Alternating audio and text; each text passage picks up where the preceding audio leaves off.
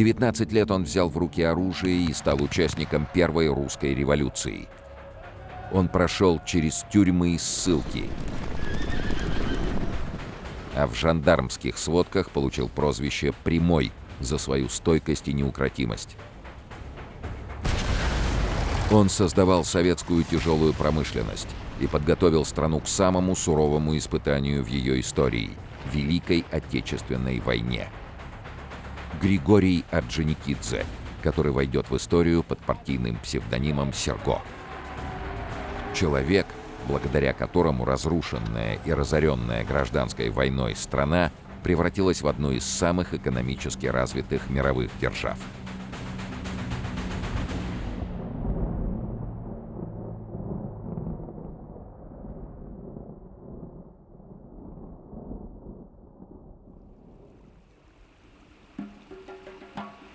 «12 октября 1886 года в грузинском селе Гореша в семье обедневшего дворянина Константина Николаевича Орджоникидзе праздновали рождение второго сына, Григория. Однако радость была недолгой. 6 недель спустя мать мальчика, Евпраксия Григорьевна, умерла. Перед смертью она взяла слово со своей старшей сестры Эки, что та будет заботиться о Григории как о собственном сыне. После похорон тетя Эка и ее муж, состоятельный помещик Давид, взяли мальчика на воспитание. Он стал третьим ребенком в их семье.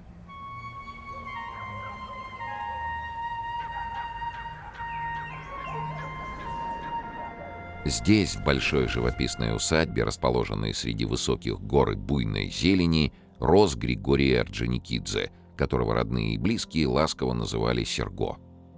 Он с детства отличался неусидчивостью и пылким характером, проводил много времени на улице, любил играть с сельскими ребятами в мяч и лапту, не боялся и вступить в драку, отчего не раз приходил домой с разбитым носом. Но главной страстью Серго стали лошади. Он мечтал вырасти настоящим джигитом, и, несмотря на предостережения старших, рискуя разбиться, часами скакал в горах без седла. По возвращении домой Серго каждый раз старался гордо проехать мимо дома соседской девочки Мзии. Но та, чтобы не выдать своего интереса к юному наезднику, провожала его холодным взглядом. Когда Серго исполнилось 14, он полностью осиротел. Сначала умер отец, потом тетя Эка. Больше ничто не держало его в родных краях. Он отправился в столицу Грузии Тифлис и поступил в фельдшерскую школу. Очень скоро Серго обнаружил, что его новых товарищей интересуют не только медицинские вопросы, положенные им по программе.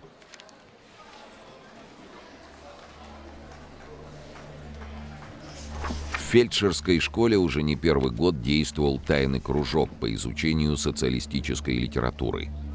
Здесь Серго услышал о Карле Марксе и Фридрихе Энгельсе, основателях международного коммунистического движения, которое в начале XX века набирало популярность среди российской молодежи.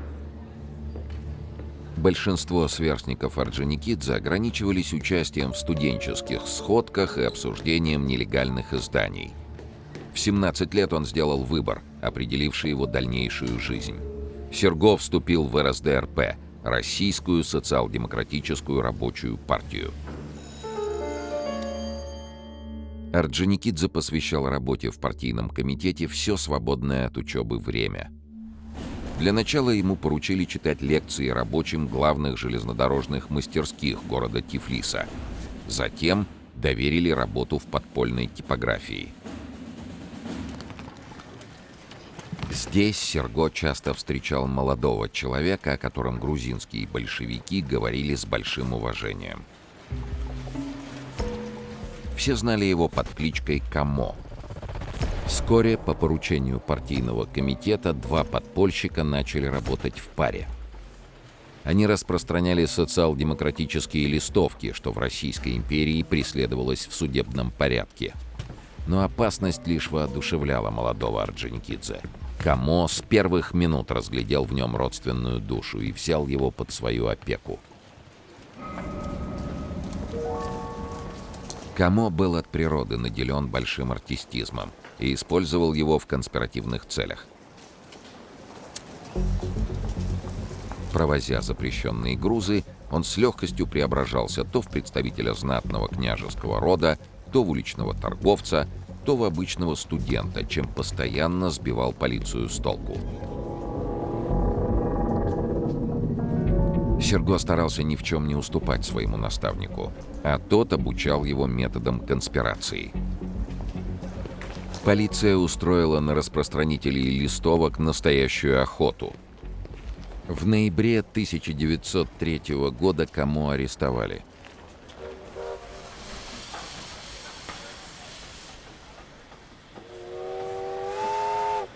Следующим летом попался и Орджоникидзе. Его задержали с целым чемоданом нелегальной литературы.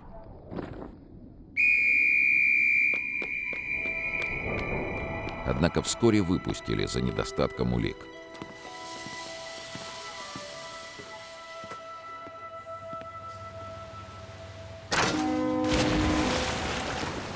В январе 1904 года Российская империя вступила в войну с Японией.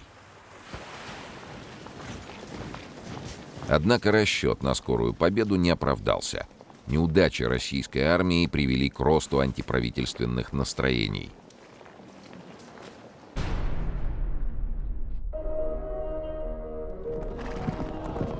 «9 января 1905 года 150 тысяч петербургских рабочих, многие вместе с женами и детьми, двинулись к Зимнему дворцу.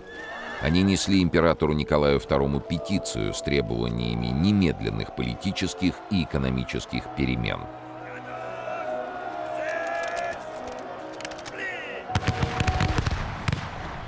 Однако войска разогнали мирную демонстрацию.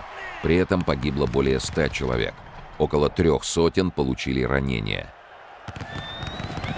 Это событие получило название «Кровавого воскресенья» и привело к началу революции. Первая русская революция 1905-1907 годов – серия забастовок и вооруженных восстаний против самодержавия. Общее количество участников волнений составило более 2 миллионов человек. Они требовали расширения гражданских свобод, улучшения условий труда для рабочих, передела земельной собственности в пользу крестьян и ограничения абсолютной монархии. В ходе революции лидеры большевиков и других оппозиционных партий закупали оружие за границей, создавали боевые отряды и прибегали к террору против представителей власти. Их действия частично финансировались японским правительством, которое было заинтересовано в подрыве государственного строя Российской империи, своего военного противника. Осенью 1905 года на Кавказе шла активная подготовка к восстанию. И молодой выпускник Тифлисской фельдшерской школы Серго Орджоникидзе играл в ней важную роль. Он устроился работать по специальности в абхазский город Гудауту. Постоянно разъезжая по округе, Серго совмещал врачебную практику с партийной агитацией среди местных крестьян, ремесленников и портовых рабочих. Уже через месяц ему удалось сформировать отряд единомышленников.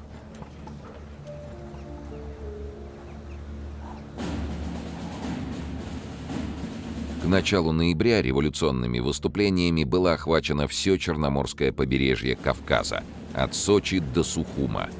Гудаутские большевики во главе с Орджоникидзе объявили свободные выборы в Комитет городского самоуправления и разоружили местную полицию.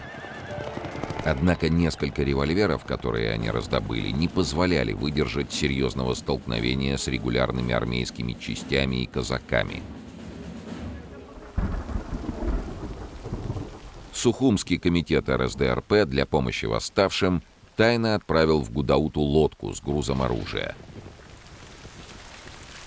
На море бушевал шторм. Однако Серго и его товарищам удалось вытащить лодку на берег.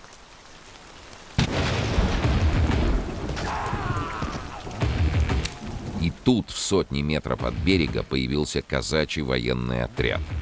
Орджоникидзе и его товарищи арестовали, оружие конфисковали. Восстание в Гудауте, не успев развернуться в полную силу, было подавлено. Орджоникидзе оказался в тюрьме города Сухума. По приказу тюремного надзирателя большевикам-заключенным назначили самый строгий режим. Их лишили передачи свиданий с родными, запретили прогулки. В знак протеста Серго устроил голодовку. Больше недели он отказывался принимать пищу. Голова отяжелела. Началась атрофия мышц и сильные боли в суставах. На 7-й день он напоминал ходячий скелет.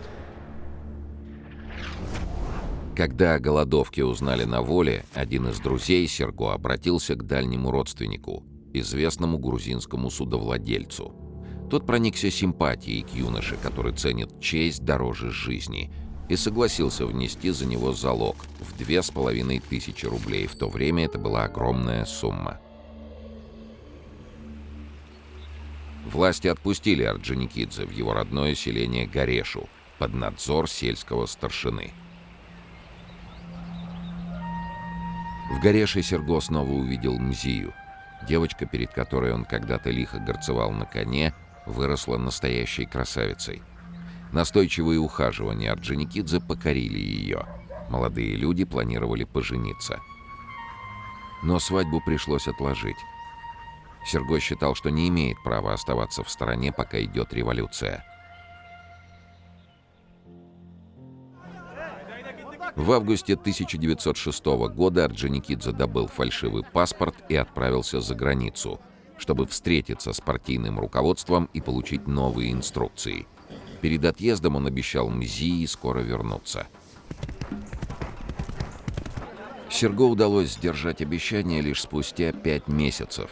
В Тифлисе от своих земляков он узнал, что Мзия ждала его до Рождества, но потом поддалась на уговоры отца и согласилась выйти замуж за сына сельского старшины.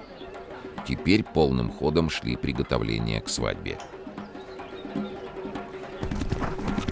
Серго решил увезти любимую из-под венца. Ехать в Гарешу было опасно. Орджоникидзе находился в розыске. Тифлисский комитет РСДРП запретил ему покидать город. Но Серго было невозможно удержать на месте. Он скакал всю ночь.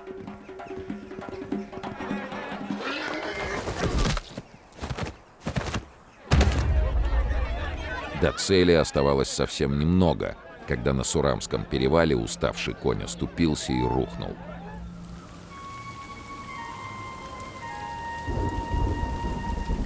Орджоникидзе спасся чудом. Утром его подобрали лесные объездчики. К этому времени Мзия уже успела обвенчаться.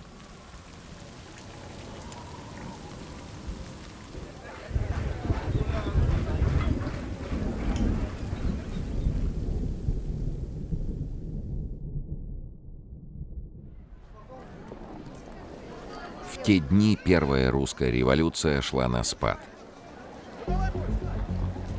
Правительство во главе с премьер-министром Петром Столыпиным взяло жесткий курс на восстановление общественного порядка. В августе 1906 года был принят закон о военно-полевых судах, согласно которому дела об организации бунтов и терроризме рассматривались не более 2 суток, а приговор приводился в исполнение в течение 24 часов.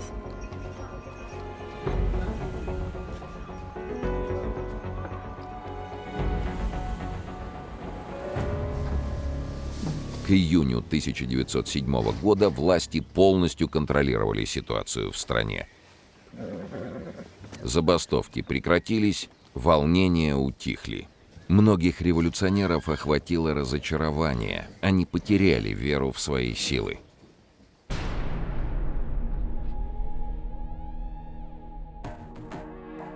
В 1911 году лидер большевиков Владимир Ленин решил открыть партийную школу. Разместилась она в 15 километрах от Парижа, в деревушке Лонжюмо, в небольшом сарае, в котором раньше находилась столярная мастерская. Это тихое, уединенное место было выбрано, чтобы не привлекать внимание агентов охранного отделения российской полиции, которые действовали за границей. Одним из слушателей школы стал Серго Орджоникидзе. Всего в ней занимались 18 человек, которые съехались в Лонжемо из разных регионов Российской империи. Им преподавали политическую экономию, историю рабочего движения, литературу, журналистику, государственное право.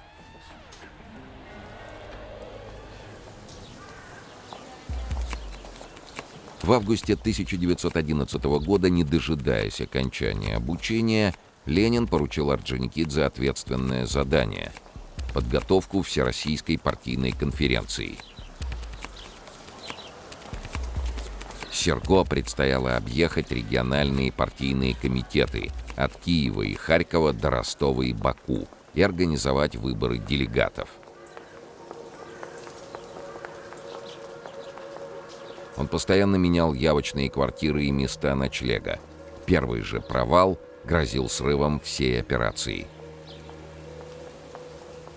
И хотя жандармы не раз были в шаге от Серго, ему удалось избавиться от слежки и выполнить задание Ленина. Шестая партийная конференция прошла в Праге в январе 1912 года. Главным итогом Пражской конференции РСДРП стало фактическое разделение российских социал-демократов на две самостоятельные партии – большевистской во главе с Владимиром Лениным и меньшевистской, в которой было несколько лидеров – Юлий Мартов, Александр Мартынов, Федор Дан, Павел Аксельрод и другие. Программа большевиков отличалась крайним радикализмом. Они взяли курс на построение жестко централизованной партийной организации, которая была ориентирована на захват власти и установление диктатуры пролетариата. Серго представлял на конференции Тифлисский комитет РСДРП. В первый же день по предложению Ленина его включили в состав высшего органа управления партией – Центральный комитет. После окончания конференции Орджоникидзе вернулся в Россию.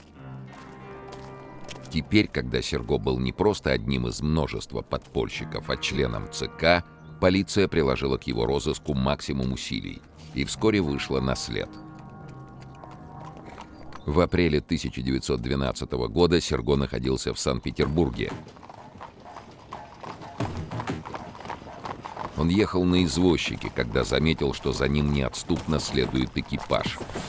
Орджоникидзе сразу распознал в его пассажирах агентов охранного отделения. Извозчик не посмел ослушаться представителя власти и остановился. Серго арестовали. Спустя 6 месяцев осужденного Орджоникидзе, закованного в кандалы, доставили в Шлиссельбургскую крепость, которая находилась на небольшом острове в Ладожском озере у истока реки Невы. Среди всех российских тюрем она отличалась особо строгим режимом. Бежать отсюда не удавалось еще никому. Про Шлиссельбург говорили: кто сюда попадет, будет сломан. В этом мрачном месте, окруженном высокой каменной стеной, за которой не было ничего, кроме воды, Серго предстояло провести следующие 3 года.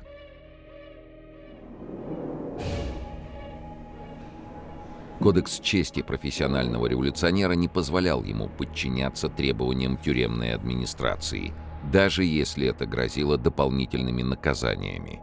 С первых же дней Серго демонстрировал свою независимость. Не снимал по команде шапку, не отвечал начальнику тюрьмы и его помощникам «здравия желаю». За это его регулярно отправляли в карцер, который находился в подвале глубоко под землей. Вместо обеда здесь выдавали кусок черствого хлеба и кружку воды, а спать приходилось на ледяном бетонном полу. В итоге здоровье Серго сильно пошатнулось. Он заболел почечным туберкулезом, начались проблемы с сердцем. Если бы в октябре 1915 года срок заключения не истек, Орджоникидзе, скорее всего, навсегда остался бы на Шлиссельбургском тюремном кладбище.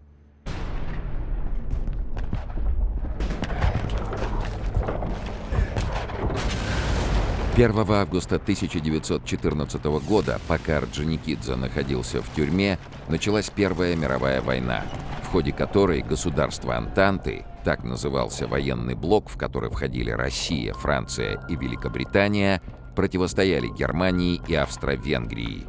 Однако война охватила не только Европу, но и Азию, Африку, Северную и Южную Америку. Общее число участников боевых действий превысило 70 миллионов. Около 10 миллионов погибли. Никогда еще мир не видел такого количества жертв и разрушений.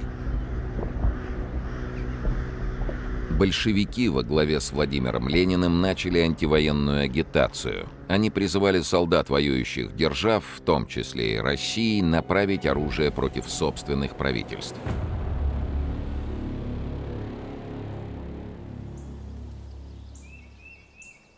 Тем временем Орджоникидзе отправился в ссылку. Это было вторым этапом назначенного ему наказания. По решению суда Серго предстояло поселиться в одном из самых глухих уголков Сибири, в селе Покровском Якутской области, которое насчитывало всего 15 домов. Орджоникидзе был лишен возможности участвовать в партийной работе. Но сидеть без дела он не привык. Врачей в Сибири всегда не хватало, поэтому Серго вернулся к своей гражданской специальности и открыл медицинскую практику. Грузинский фельдшер быстро завоевал расположение местного населения. Он вел прием с раннего утра до позднего вечера, а если больной приехать не мог, сам отправлялся к нему за сотни километров и в дождь, и в снег, и в 60-градусную стужу. Однажды Орджоникидзе пригласили в церковно-приходскую школу, чтобы сделать ученикам прививки от оспы. Поначалу школьники испугались непривычной для этих мест кавказской внешности фельдшера и шприца в его руках. На помощь Серго пришла учительница, 22-летняя девушка с обаятельной улыбкой. Она успокоила ребят. Ее звали Зиной, она была дочерью местного священника. Вскоре между ними завязался роман. Постепенно Орджоникидзе начал понимать, что не представляет себе жизни без этой девушки. Он сделал ей предложение, но прежде чем получить согласие, предупредил: «Свяжешься со мной, покоя знать не будешь».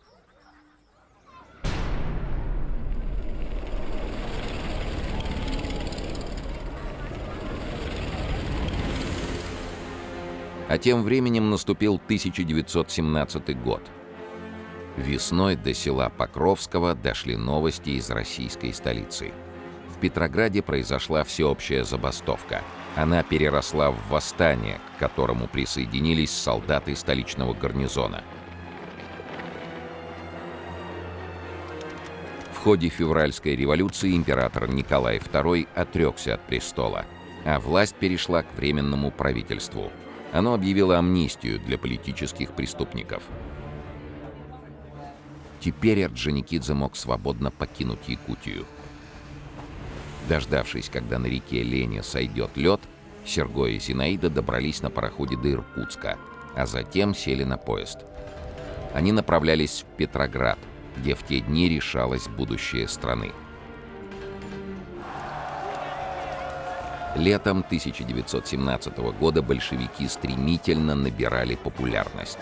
Они обещали в случае прихода к власти прекратить войну с Германией, установить рабочий контроль над заводами и фабриками, а помещичьи земли передать крестьянам. Прибыв в столицу, Орджоникидзе сразу включился в работу партийной организации, став одним из доверенных лиц Владимира Ленина. В конце октября 1917 года Ленин решил, что настал идеальный момент для проведения государственного переворота.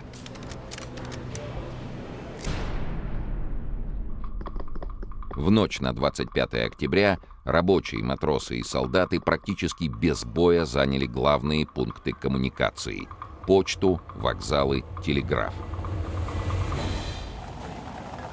Под контролем Временного правительства оставался только Зимний дворец. Все это время Серго находился в штабе восстания, который разместился в Смольном дворце, в здании бывшего института благородных девиц. Здесь шла подготовка к штурму Зимнего.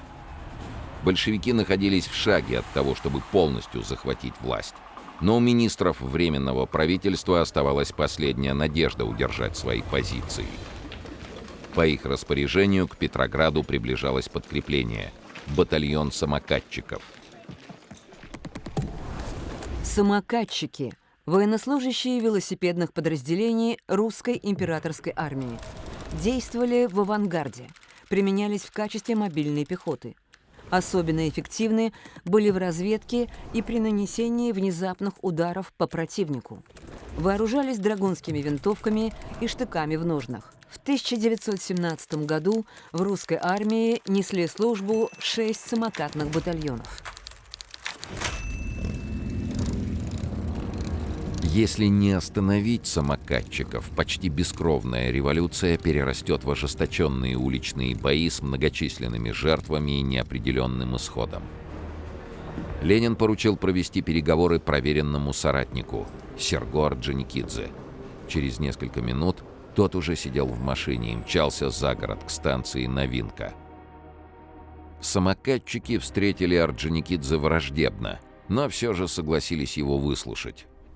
Тогда Сергов забрался на броневик и начал говорить об исторической важности событий, которые происходят в Петрограде. Поначалу его слова встретили насмешками, потом начали подавать одобрительные реплики, а через 1,5 часа батальон в полном составе перешел на сторону восстания. В 3 часу ночи, когда Серго уже находился в Смольном, пришло известие о захвате Зимнего дворца. Министры Временного правительства были арестованы. Большевики объявили о победе Октябрьской революции. В первые же дни перед советским правительством встала проблема, которая требовала немедленного решения. Из-за нехватки рабочих рук резко сократились посевные площади. Это привело к продовольственному кризису. На Петроград и другие крупные города центра России надвигался голод. Ленин дал Орджоникидзе новое поручение – наладить поставки зерна и продовольствия из Украины, одного из основных хлебородных регионов.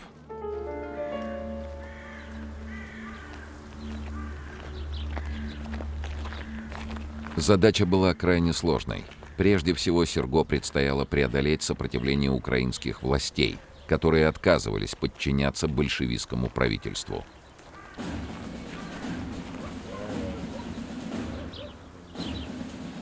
Прибыв на место, Орджоникидзе немедленно начал разбираться в ситуации. Выяснилось, что руководство Банка Украины в обход распоряжений большевиков не пускает в оборот денежные средства. Миллионы купюр мертвым грузом лежали в сейфах. Новым советским чиновникам было просто нечем заплатить за зерно. Тем временем из Петрограда на имя Орджоникидзе поступали тревожные телеграммы. Помните, что от вас зависит спасти Питер от голода. Ради бога, принимайте самые энергичные и революционные меры для посылки хлеба, хлеба и хлеба. Ради бога, Ленин. Орджоникидзе вступил в переговоры с банкирами. Однако те отказались подчиниться революционной власти, ожидая, что правительство большевиков вот-вот падет. Серго не оставалось ничего другого, как применить силу.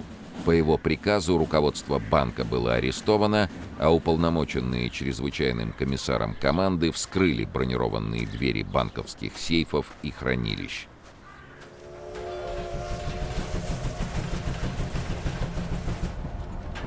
Но появление денежных средств еще не решило всех проблем.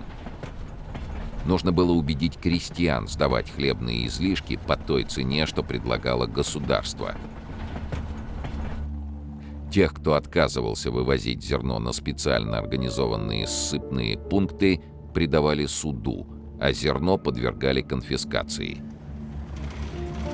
В Вскоре с Украины отправились первые эшелоны с продовольствием. Зиму удалось пережить. Петроград, Москва и другие крупные города были спасены.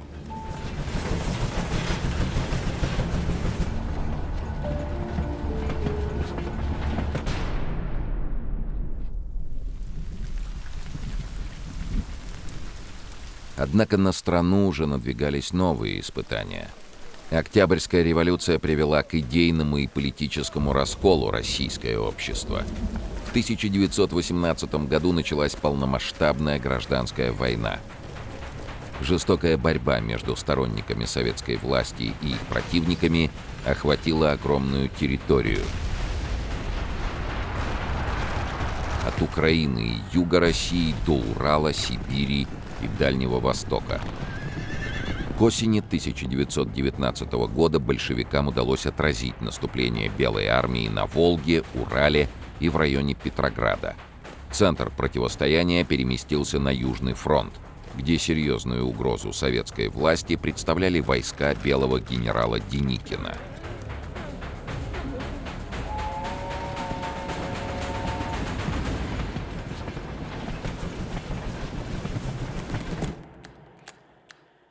Деникин Антон Иванович, генерал русской императорской армии, герой русско-японской и Первой мировой войн, один из лидеров Белого движения. В апреле 1918 года возглавил добровольческую армию, сформированную на Дону и Кубани, а в декабре того же года стал главнокомандующим вооруженными силами Юга России со ставкой в городе Таганроге. К осени 1919 года общая численность войск, которые находились под командованием Деникина, составила 270 тысяч человек.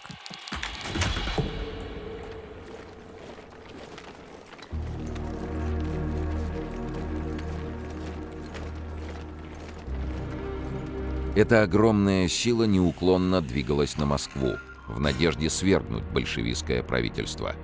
23 августа Белая армия взяла Одессу, 30 августа Киев, 20 сентября Курск, 30 сентября Воронеж, 13 октября Орел.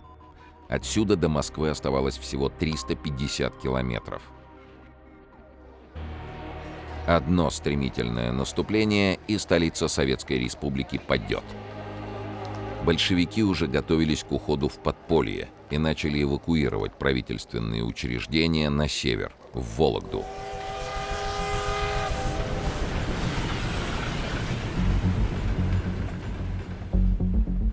Центральный комитет партии назначил Серго представителем Реввоенсовета при 14-й армии. Перед армией ставилась задача отбросить от Москвы, а затем полностью разгромить белогвардейцев. Ударную группу составили наиболее боеспособные красноармейские части. Среди них своей железной дисциплиной выделялась дивизия латышских стрелков, которая была сформирована еще во времена Первой мировой войны в императорской армии, а затем перешла на сторону большевиков.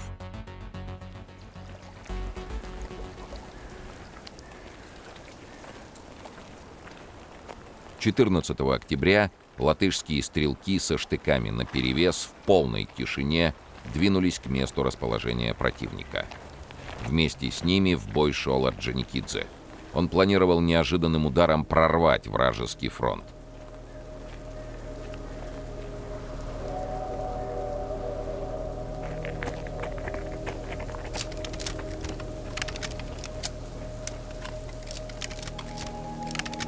Сквозь густую метель противник не мог различить приближение красноармейцев.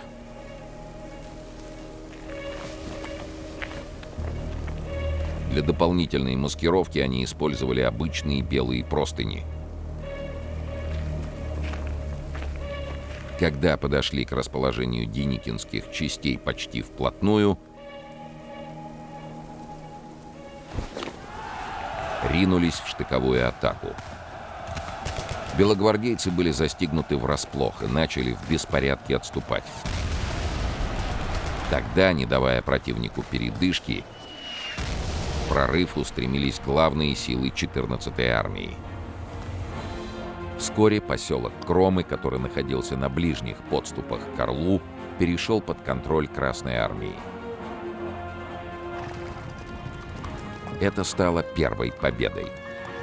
Но еще важнее было то, что красноармейцам удалось перехватить стратегическую инициативу. Они выдержали ряд ответных атак деникинцев, а затем перешли в новое наступление. Все это время Орджоникидзе оставался на передовой и лично контролировал ход военных действий. Через 5 дней после начала операции, в ночь с 19 на 20 октября, белые без боя оставили Орел и отступили в сторону Курска. После этого Серго телеграфировал: «Москва, Ленину. Привет из Орла. Орджоникидзе». После этого Красная армия перешла в масштабное контрнаступление. К концу 1919 года белогвардейцы отступили на Кубань, а затем были вытеснены в Крым, где потерпели окончательное поражение.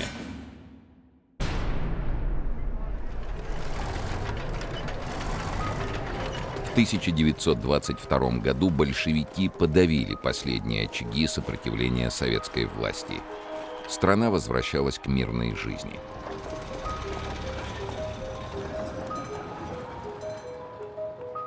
К тому времени Серго Орджоникидзе занимал должность первого секретаря Закавказского крайкома РКПБ. В его подчинении находились все партийные комитеты Грузии, Армении и Азербайджана. Закавказье, наряду с Украиной, Белоруссией и Советской Россией, являлось одной из самостоятельных советских республик, которые возникли на территории бывшей Российской империи. Эти республики имели единую армию, таможню и финансовую систему. Но до 1922 года политический союз между ними не был оформлен. Разработка проекта объединения была поручена наркому по делам национальностей Иосифу Сталину. Он считал, что Украина, Белоруссия, Закавказье и Средняя Азия должны войти в состав Российской Федерации. Орджоникидзе поддержал точку зрения Сталина, своего давнего товарища, с которым он познакомился еще в годы Первой русской революции.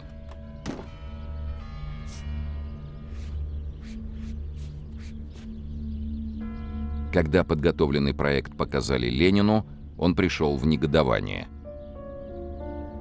Советский лидер полагал, что принятие сталинского варианта приведет к привилегированному положению одного народа – русского. По идее Ленина, каждая из республик должна сохранить свой суверенитет и право выхода из Союза. Авторитет большевистского лидера был так велик, что никто не осмелился ему возражать. 30 декабря 1922 года в Москве в здании Большого театра состоялся первый всесоюзный съезд Советов. На нем было провозглашено создание нового государства – СССР, в которое вошли 4 равноправные республики – РСФСР, Украинская и Белорусская Советская Социалистические Республики, а также Закавказская Социалистическая Федеративная Советская Республика, которая включала в себя Грузию, Армению и Азербайджан. Впоследствии число республик, вошедших в Советский Союз, увеличилось до 15.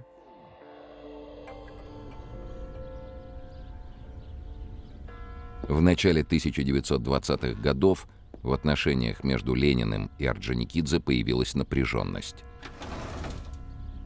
Причиной стали не только идейные расхождения, но и горячий темперамент Серго.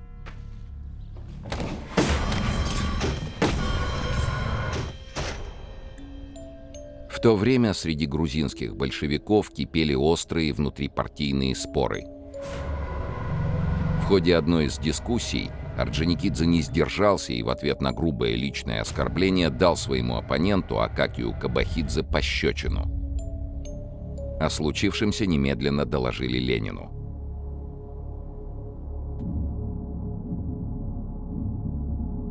Владимир Ильич не допускал рукоприкладства и потребовал поступить с Орджоникидзе по всей строгости. В позиции Ленина был политический расчет. Больше всего он опасался, что инцидент с пощечиной вызовет раскол в партийной организации Закавказья. Тифлисским коммунистам он писал: «Уважаемые товарищи, всей душой слежу за вашим делом. Возмущен грубостью Орджоникидзе. Готовлю для вас записки и речь».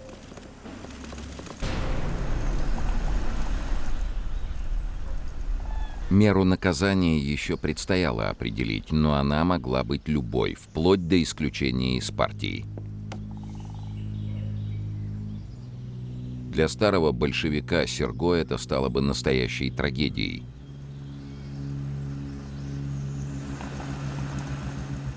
И хотя за Орджоникидзе заступился целый ряд авторитетных большевиков, включая Иосифа Сталина, глава советского правительства оставался непреклонным. Зинаида Гавриловна пыталась успокоить мужа, но Серго не находил себе места. Он даже собирался бросить все дела и приехать из Тифлиса в Москву, чтобы оправдаться перед человеком, которого бесконечно уважал и ценил. Но вскоре у Владимира Ильича случился инсульт. Он так и не написал обещанную речь с обвинениями в адрес Орджоникидзе. Практически весь 1923 год Ленин был прикован к постели, а 21 января 1924 года скончался.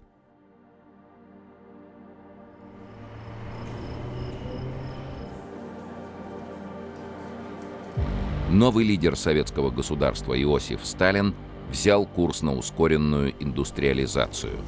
Чтобы обеспечить свою обороноспособность, СССР должен был в сжатые сроки преодолеть экономическое отставание от Запада.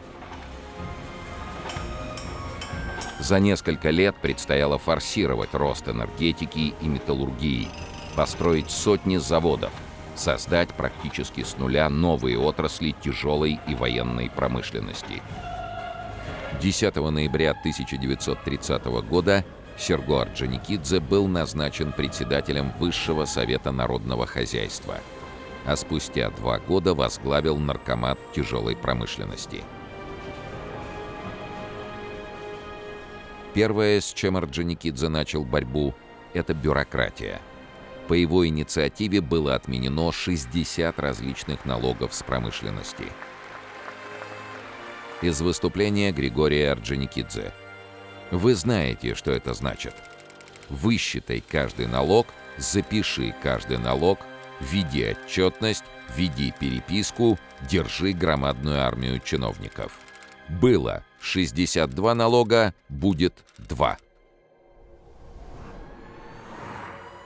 В 1929 году в США началась Великая депрессия. Сотни предприятий остановились. Рабочие и инженеры оказались на улице, а владельцы компаний были готовы на все, чтобы сбывать свою продукцию. Орджоникидзе сумел использовать это кризисное время на благо Советского Союза.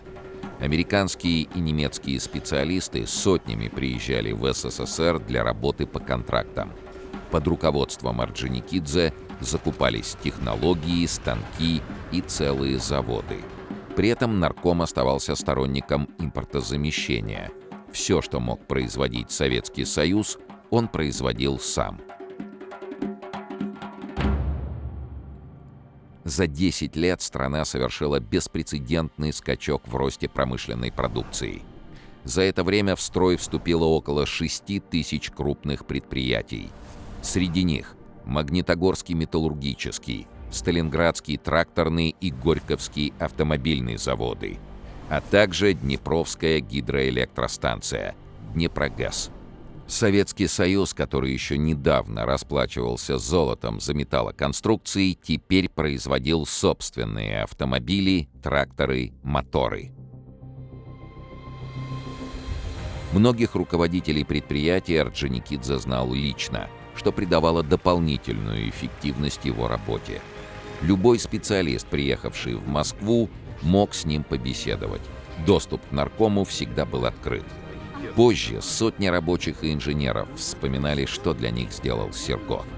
Он писал письма в инстанции, давал путевки, отправлял учиться. Орджоникидзе удалось превратить отсталую аграрную страну в ведущую промышленную державу, одного из мировых лидеров в области электроэнергетики, металлургии, машиностроения. К 1937 году Советский Союз вышел на второе место в мире по абсолютным объемам промышленного производства, уступая только США. Среднегодовые темпы промышленного прироста составляли около 30% в первую пятилетку и около 16,5% во вторую. За 10 лет с 1928 по 1937 год объем выплавки чугуна вырос на 439%, стали на 412%. Производство электроэнергии возросло на 724%. Выпуск металлорежущих станков на 2425%. Создание автомобилей на 25 000%. По изготовлению тракторов СССР вышел на первое место в мире. По выплавке чугуна – на второе. По производству электроэнергии, стали, грузовых автомобилей – на третье.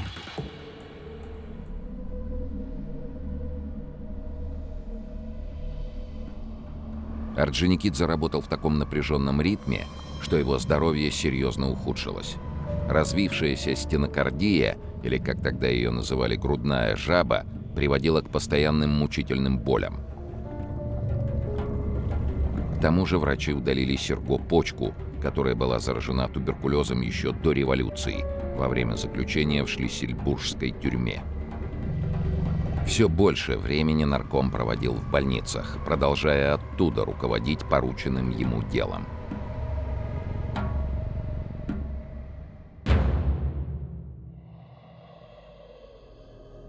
Тем временем между давними соратниками Орджоникидзе и Сталиным росло скрытое напряжение. В середине 1930-х годов по стране прокатилась волна репрессий. Они коснулись целого ряда старых большевиков, которые были обвинены в предательстве и приговорены к расстрелу. Со многими из них Орджоникидзе долгие годы дружил и не сомневался в их преданности.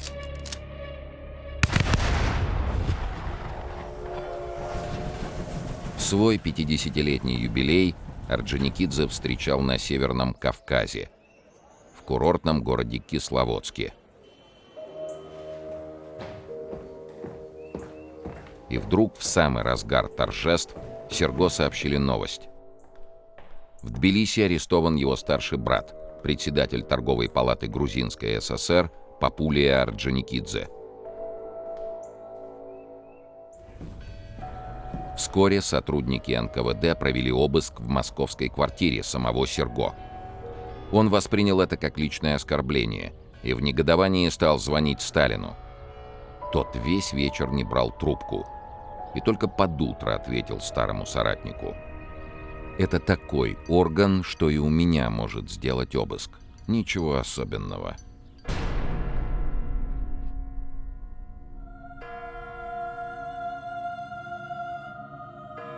В ночь на 18 февраля 1937 года Орджоникидзе закрылся в своей комнате.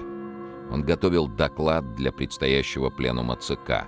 Сталин дал ему понять, что ждет разоблачения шпионов и диверсантов в наркомате тяжелой промышленности. Серго не находил себе места. Несмотря на многочисленные противоречия со Сталиным, он по-прежнему видел в нем своего близкого товарища и крупного государственного лидера, но при этом не мог пойти на публичное обвинение сотрудников своего ведомства, тех, в чьей надежности был совершенно уверен. Зинаида Гавриловна давно привыкла к тому, что муж работает по ночам. С утра она долго не решалась его побеспокоить. К 5 часам вечера приехали гости. Зинаида Гавриловна осторожно постучалась. Когда никто не ответил, приоткрыла дверь и вскрикнула. Серго был мертв. Ему было всего 50 лет. Согласно официальному заключению врачей, причиной смерти стал паралич сердца. Но уже тогда многие были уверены, что Серго застрелился. Среди тех, кто придерживался версии о самоубийстве, были люди, входившие в ближайшее окружение Сталина и Орджоникидзе. 21 февраля 1937 года в Москве стояла метель. В этот день урну с прахом наркома захоронили у Кремлевской стены под гранитной доской с простой короткой надписью: «Григорий Константинович Орджоникидзе».